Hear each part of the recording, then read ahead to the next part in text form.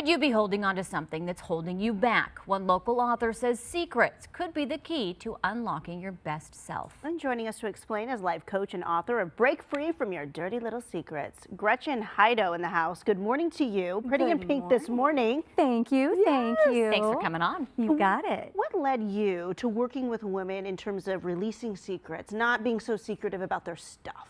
You know, it's such a good question. I've worked with hundreds of women, and the thing that I found that they all have in common is secret keeping. And here's what happens with that secret keeping. They dim their light and they're unable to connect with others. And so when I saw that it was such a trend, I thought, I have to be able to help women get to the bottom of this. And then how are we defining secrets? I imagine it's something that is bringing you shame. Yes, it's 100% something that's bringing you shame. And here's the deal. Secrets aren't exactly what we think they are, right? So it's not necessarily the headline of the things that we've done, lying on the resume, you know, scratching the car when you got out of your car, those sorts of things. It's the way that you feel about yourself that you wouldn't lead with in the world. So you don't say like, hey, I'm Gretchen and I feel less than.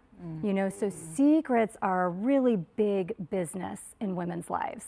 Why is that, you think? Why are women in particular at risk for this pattern? Childhood conditioning, you know, think about it. Always leads to that. Right? It always leads to that. And think about this too. How many of us were taught to be a good girl, a nice girl, be like this, don't be like that. Ladylike, do, you know, do this, don't do that. And here's the deal with that.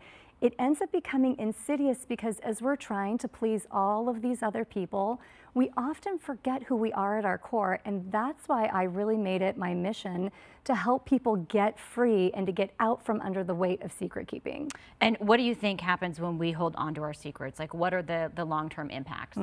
It's not good, I will tell you that. So for one thing, aging, you wouldn't be looking quite as pretty up on stage, that's for sure, if we had a lot of secrets. You don't sleep as much. It can cause anxiety, depression. People drink over their secrets. They use drugs over their secrets. They overshop. And at the core of it, though, is the lack of connection with themselves and with others. So they go into hiding and they're doing a lot of image management. See me this way, even though it's not who I really am. It's a lot of work. It's so much work, right? Internal looking, right? Flipping the mirror around. Yes. Okay.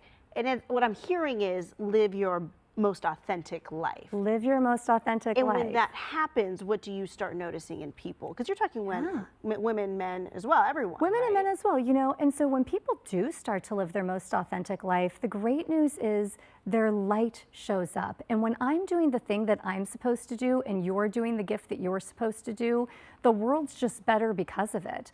But if I'm scared and I think I'm not good enough, if they find out, if they only knew, then I'm never going to live to my highest self.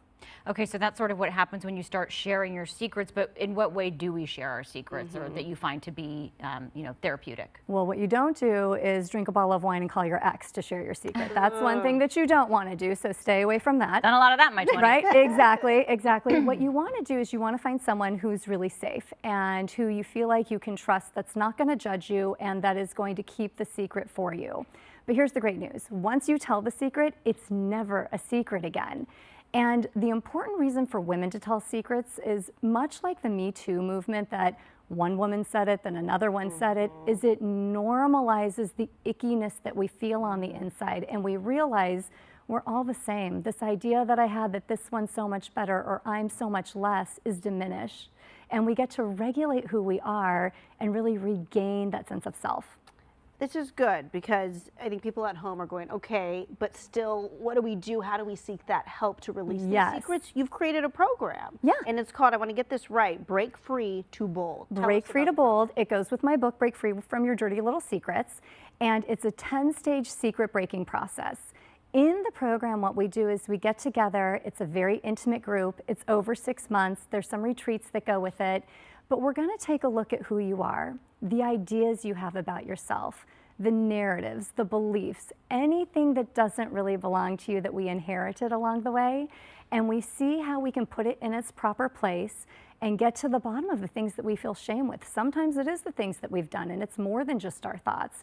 At the end of it, though, there's this whole section where we rebuild you, and we see who you were meant to be from the very beginning. And the program's really meant to help you go step by step organized, or else it's very overwhelming, so that at the end of it, you're really doing the thing that your purpose is. Oh, well, that sounds great. Yeah, Sign me up. All right. Therapy Thank you session. so much for being Great. on with Yes, us. yes. Gretchen's book is Break Free from Your Dirty Little Secrets. You can find her online at GretchenHydo.com. Thank you so much. We'll be right back.